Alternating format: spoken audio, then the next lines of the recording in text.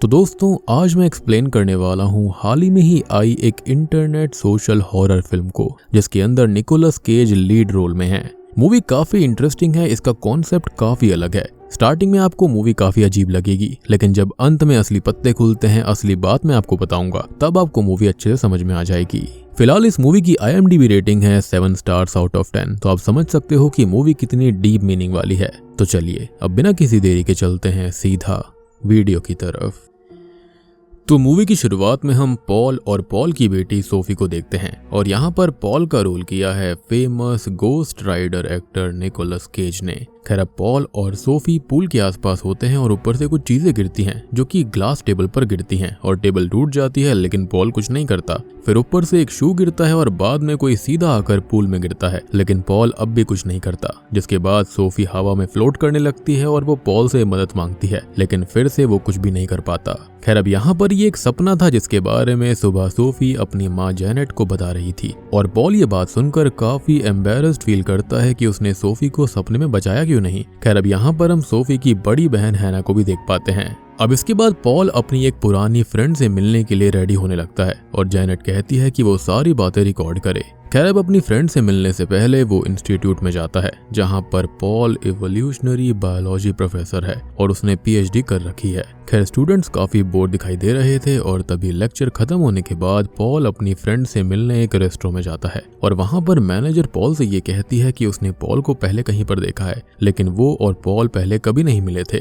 खैर अब पॉल इन बातों पर ज्यादा ध्यान नहीं देता और अपनी फ्रेंड का वो वेट करने लगता है, जिसके बाद उसकी फ्रेंड शीला वहाँ पर आती है। अब यहाँ पर मैं आपको बताना चाहूंगा कि पॉल जो है वो चींटियों पर यानी कि एंट्स पर रिसर्च कर रहा था कि कैसे चींटियां अपनी कॉलोनीज तैयार करती हैं। उस रिसर्च का नाम उसने इंटेलिजेंस रखा है, और शीला ने बिना पॉल को क्रेडिट दिए उसकी रिसर्च चुरा ली थी और पब्लिश भी कर दी थी, जबकि पॉल को अपनी रिसर्च के ऊपर लिखी हुई किताब पब्लिश करने के लिए कोई पब्लिशर ही नहीं मिला। खैर पॉल ने जो भी बातें रिकॉर्ड की थी वो उनको डिलीट कर देता है, और हम फिर से जेनेट और पॉल को ही देख पाते हैं जो कि ओपेरा के बाहर होते हैं, और पॉल ये कहता है कि वो कुछ करेगा। खैर इसके बाद में वो दोनों प्ले देखते हैं, और प्ले खत्म होने के बाद घर आने लगते हैं। तभी पॉल को वहां पर अपनी एक्स गर्लफ्रेंड क्लेयर मिलती है, और वो उसको बताती है कि पॉल रिसेंटली ही उसके सपनों में आने लगा है, और उसके थेरेपिस्ट ने ये बताया है कि वो जाकर पॉल से मिले। वो बताती है कि उसने एक सपना देखा जिसके अंदर उसका कोई करीबी मर रहा था, और पॉल कहीं से आता है और वो बस वहां पर खड़ा रहता है। और यहाँ पर हम जेनेट की जेलसी साफ साफ फील कर पाते हैं, क्योंकि उसको लग रहा था कि क्लेयर बस पॉल से फिर से रिश्ता शुरू करना चाहती है, लेकिन क्लेयर पॉल से नंबर लेकर चली जाती है। अब रात को जेनेट और पॉल के बीच इससे थोड़ी बहस हो जाती है, लेकिन पॉल बात को संभाल लेता है, और अगले दिन पॉल क्लेयर से मिलने जाता है क्योंकि क्लेयर ने उसको बुलाया था, और वो ये बताती है कि वो एक पब्लिशर है, और वो पॉल का उसके सपने में आना और ये सारी बातें इसके बारे में लिखना चाहती है, और पॉल इसके लिए मान जाता है।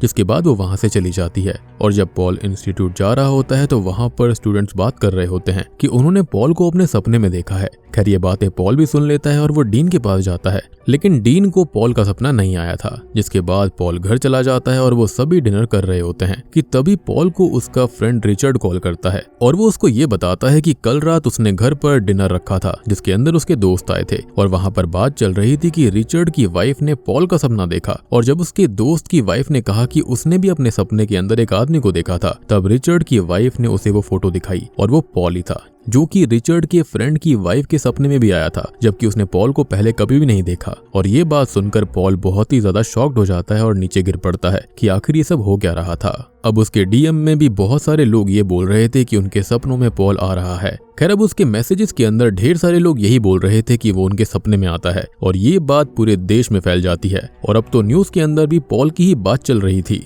और पॉल यहाँ अपना पर्सपेक्टिव भी बताता है कि क्यों लोगों को पॉल उनके सपने में दिखता है। खैर अब जब वो इंस्टीट्यूट के अंदर जाता है तो सारे स्टूडेंट्स पॉल को चीयर अप करते हैं, और वो सभी एक एक करके अपने ड्रीम्स पॉल को बताते हैं, और हर किसी के ड्रीम में पॉल कुछ नहीं करता था, बस खड़ा रहता। इंस्टीट्यूट के अंदर ही नहीं बल्कि घर के अंदर भी अब सोफी और हैना को पॉल कूल लगने लगा था, और पॉल की वजह से क्रिस जो कि जेनेट का सीनियर है, वो जेनेट को एक इम्पोर्टेंट प्रोजेक्ट के अंदर शामिल कर लेता है। अब रात को ये बात जेनेट पॉल को भी बताती है, और पॉल और जेनेट दोनों बहुत खुश थे।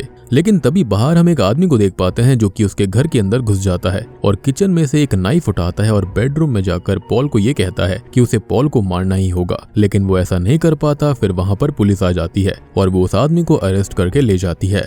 अब पुलिस यहाँ पर ये बोल रही थी कि पॉल को शिफ्ट होना होगा और अपना एड्रेस बिल्कुल सीक्रेट रखना होगा, लेकिन वो अपना घर छोड़कर नहीं जाना चाहता था। खैर पुलिस अब पॉल को सिक्योरिटी कैमरास लगाने को भी कहती है और वो इन सब के बारे में डीन से भी बात करता है, जो कि पॉल का दोस्त भी था। खैर डीन उसे कुछ सलाह नहीं दे पाता क्योंकि उसने पॉल का सपना नहीं देखा था।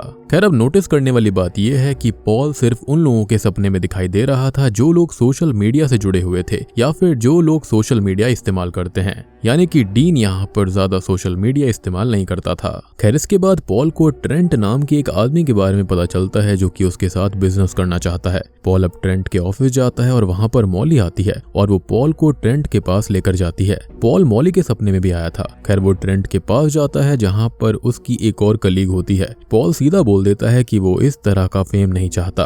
वो कहता है कि उसने पीएचडी करी है और वो एंट्स पर रिसर्च कर रहा था और वो अपनी एक किताब को पब्लिश करना चाहता है जिसकी वजह से लोग उसको जाने, ना कि इन चीजों की वजह से। यानी कि पॉल का ये मानना है कि वो बिना वजह फेमस हो चुका है और बेकार चीज के लिए, जबकि वो किसी और प्रैक्टिकल चीज पर फेमस होना चाहता था जो कि हुआ ही नहीं। लेकिन ट्रेंट उसे ये कहता है कि वो स्प्राइट के साथ बिजनेस करे, जिस वजह से जब लोग पॉल के हाथ में स्प्राइट देखेंगे तब लोगों के सपने में पॉल के साथ स्प्राइट भी दिखेगी।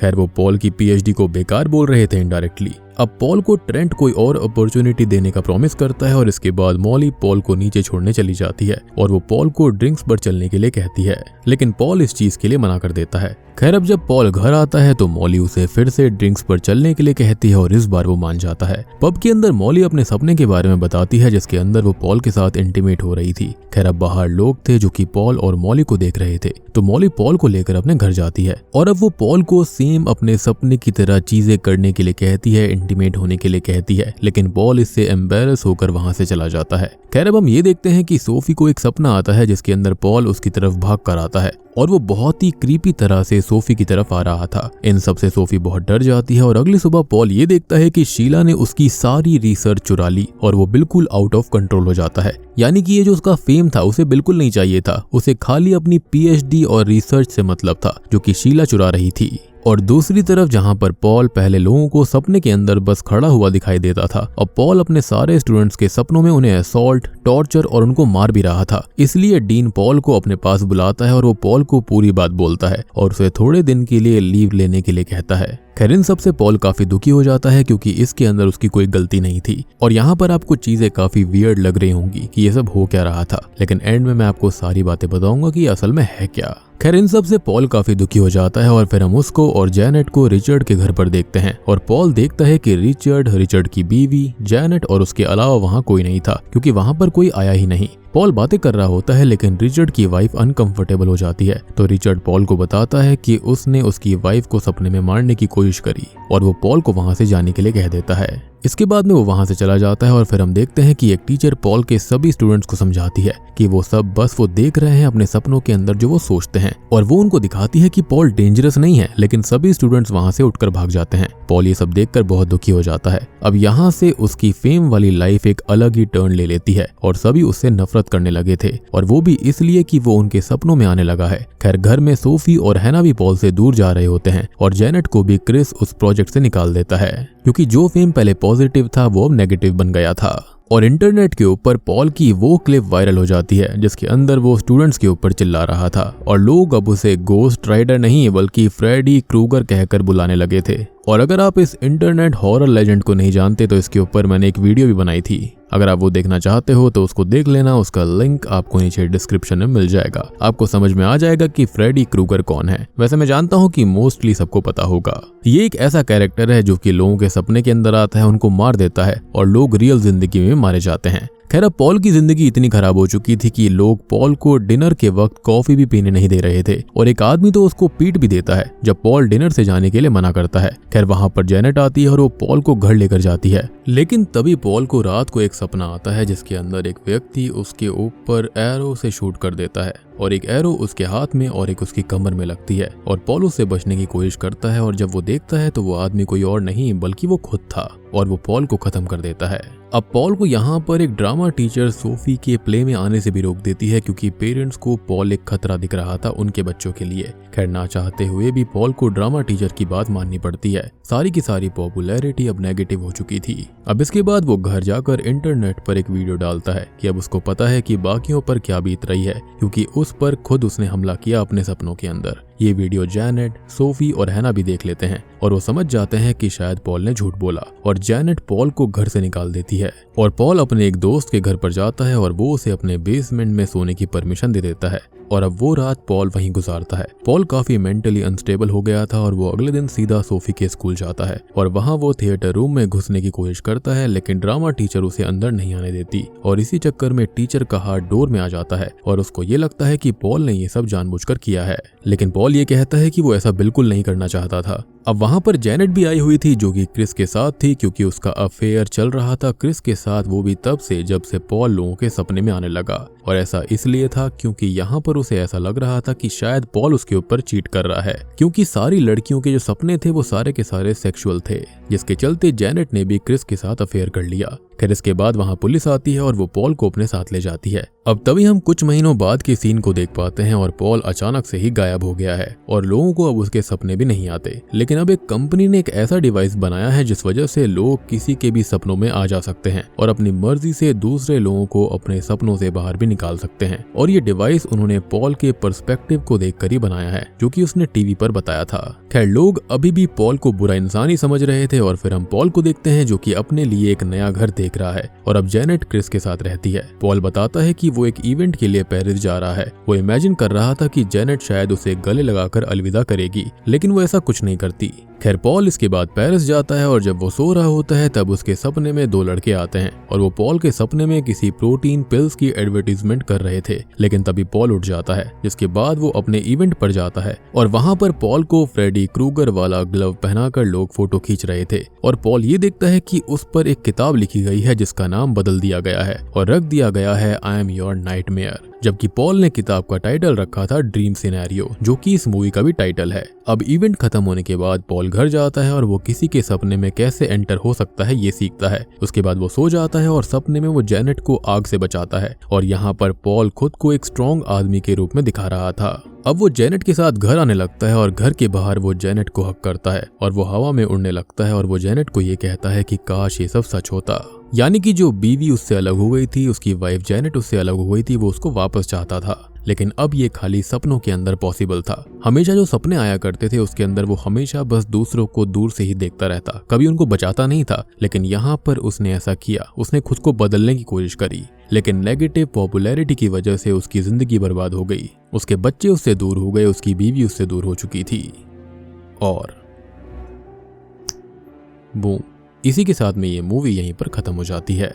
अब देखो इस ड्रीम सिनेरियो फिल्म का मतलब क्या है। तो आपने देखा होगा कि कुछ लोग ऐसे होते हैं जो कि बिना मतलब रातों रात फेमस हो जाते हैं, उनसे फिर पॉपुलैरिटी बिल्कुल भी संभलती नहीं है, जिसके बाद जब नेगेटिविटी आती है ना तो लोग उनको भूल जाते हैं, उल्टा सीधा बोलने लगते हैं। कई लोग उनका फायदा उठाकर खुद भी फेमस होने की कोशिश करते हैं और ऐसा ट्रेंड हमेशा आता रहता है। आपने पिछले कुछ सालों में ऐसे कई ट्रेंड देखे होंगे, कई लोग देखे होंगे जो कि रातों रात फेमस हो जाते हैं, लेकिन कुछ देर के बाद में उनकी जो पॉपुलैरिटी होती है वो अचानक से गायब हो जाती है। यहाँ पर जो पॉल है ना, उस कैरेक्टर को ऐसा ही रिप्रेजेंट करा गया है और ऐसे लोगों की जो जिंदगी होती है उसके बारे में कोई बताता नहीं है कि इसके आफ्टर मैथ क्या हुए, लेकिन पॉल के बारे में यहाँ पर बताया गया है कि उसकी पूरी जिंदगी बर्बाद हो गई, उसका परिवार खराब हो गया, उसके बच्चे उससे दूर हो गए, इनफैक्ट सारे लोग उससे नफरत करने लगे और आज की डेट में वो दर दर की ठोकरें खा रहा था। आज भी उसको नेगेटिव पीआर ही मिल रही थी। उसकी बीवी का अफेयर किसी और से हो गया था, उसकी बच्चियां उसे पसंद नहीं करती थी और ये मूवी सीधा सीधा मैसेज देती है कि कैसे सोशल मीडिया पर लोग पहले किसी पर्सन को फेमस कर देते हैं। सबसे बड़ी बात कि वो पर्सन बिना मतलब फेमस होता है, वो कुछ खास करता भी नहीं है। जैसे पॉल सभी के सपनों में बस खड़ा रहता था और जब उस पर्सन से कुछ गलत हो जाए और कभी कभी लोग बिना वजह उस पर्सन को हेट करने लगते हैं, जैसे पॉल को, क्योंकि उसका कोई कसूर नहीं था। वो तो फेमस होना भी नहीं चाहता था, उसको तो खाली अपनी जो रिसर्च थी वो पब्लिश करानी थी, लेकिन वो तो शीला ने चुरा ली। और आजकल ऐसा हो रहा है, जो लोग जिसमें टैलेंटेड होते हैं वो आगे नहीं बढ़ पाते, लेकिन जो बेकार होते हैं वो आगे बढ़ जाते हैं बिना किसी मतलब के। और अल्टीमेटली ऐसे लोगों के साथ होता यह है कि सभी लोग उनको भूल जाते हैं, उनका फेम खत्म हो जाता है, जैसे कि सभी पॉल को भूल गए थे। और यहाँ पर सारी चीजें ना मेटाफर हैं। ये मत समझना कि सपने में रियल में ऐसा होता था या फिर ऐसा हो रहा था, ये खाली एक मेटाफर बताया गया है। अब देखो बात करूं मैं जैनेट के बारे में, तो जैनेट और पॉल के रिश्ते पहले से उतने अच्छे नहीं चल रहे थे। मेरे ख्याल से एज अ फादर भी वो थोड़ा लैक करता था। लेकिन जब जैनेट ने ये देखा कि उसके सपने सारी लड़कियों को आते हैं और वो भी उनको सेक्सुअली फैंटासाइज करती हैं, उसके चलते उसने क्रिस से अफेयर कर लिया, जबकि इसके अंदर पॉल की कोई भी गलती नहीं थी। उसने ऐसा बिल्कुल नहीं चाहा था। लेकिन देखो बर्बाद यहाँ पर कौन हुआ? पॉल बर्बाद हुआ। सभी लोगों ने उसे गलत समझा, इंक्लूडिंग हिज फैमिली। अंत में वो अपने परिवार को वापस पाना चाहता था, लेकिन ऐसा सिर्फ उसके ड्रीम्स में पॉसिबल था और इसलिए मूवी का नाम ड्रीम सिनेरियो पड़ा है। हम सभी चाहते हैं कि हमारे साथ ऐसा हो वैसा हो, लेकिन कई चीजें ऐसी होती हैं जो कि वास्तव में पॉसिबल नहीं हो पाती, वो सिर्फ हमारे सपनों में पूरी हो सकती हैं। उम्मीद करता हूँ कि आपको ये डिफरेंट कॉन्सेप्ट वाली फिल्म पसंद आई होगी। पसंद आई है तो वीडियो को लाइक कर देना, चैनल के ऊपर नए हैं तो सब्सक्राइब कर लीजिए और आपको लाइक करना होगा गोस्ट राइडर के लिए। तो मैं आप सबको मिलता हूँ अगली वीडियो के साथ में, तब तक के लिए